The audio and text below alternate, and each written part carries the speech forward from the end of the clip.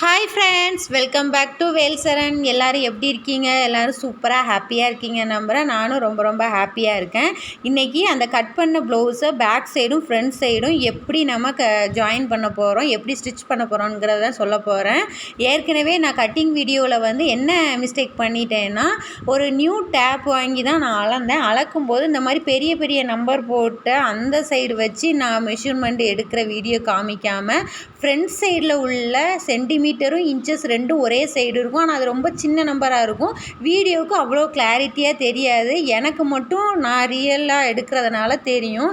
அந்த மிஸ்டேக் பண்ணதுனால பார்க்குறவங்களுக்கு அது தெளிவாக இருந்திருக்காது. நான் இனி அடுத்து நெக்ஸ்ட் வீடியோவில் நான் காமிக்கிறேன்.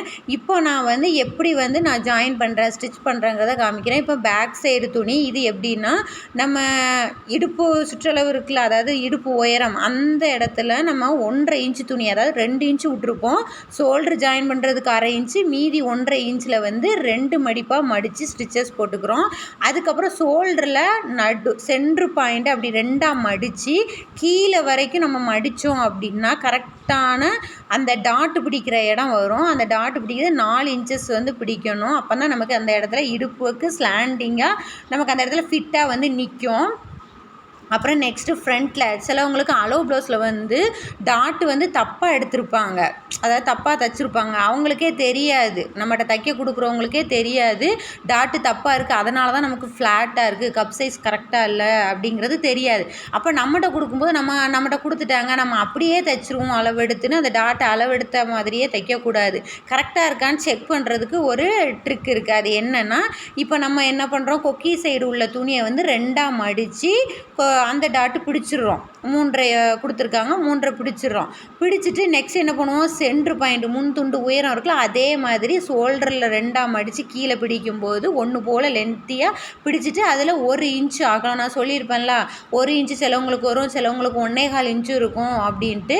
இதுவும் அதே மாதிரி 3.5 லென்த்து தைக்கிறோம். இது தைக்கும்போது என்னென்னா, 2 டாட்டுக்கும் இடையில, அதாவது சைடு டாட்டும் அந்த ஃப்ரண்ட் டாட்டும் இருக்குல்ல, அந்த டாட்டை 2ஐயும் ஒன்றா பிடிக்கும்போது நமக்கு அந்த அக்கிள் டாட்டு கரெக்டாக வரும், ஒன்று போல் வரும் அந்த துணி. ஆனால் இதெல்லாம் ஜாயின் பண்ணுறதுக்கு முன்னாடி நம்ம செக் பண்ணிட்டு தான் இதை ஜாயின் பண்ணோம். அது என்ன மெத்தடுன்னு நான் இப்போ சொல்கிறேன். இது இப்போ 4 இன்ச்சு கொடுத்துருக்கு அளவு ப்ளவுஸில். நம்ம 4 இன்ச்சு தான் கரெக்டாக வைக்கணுமா அப்படிங்கிறது கிடையாது. இப்போ இந்த 2 டாட்டுக்கும் பிட்வீனில் எவ்வளோ கேப் இருக்குது அப்படின்னா 1.5 இன்ச்சு இருக்குது.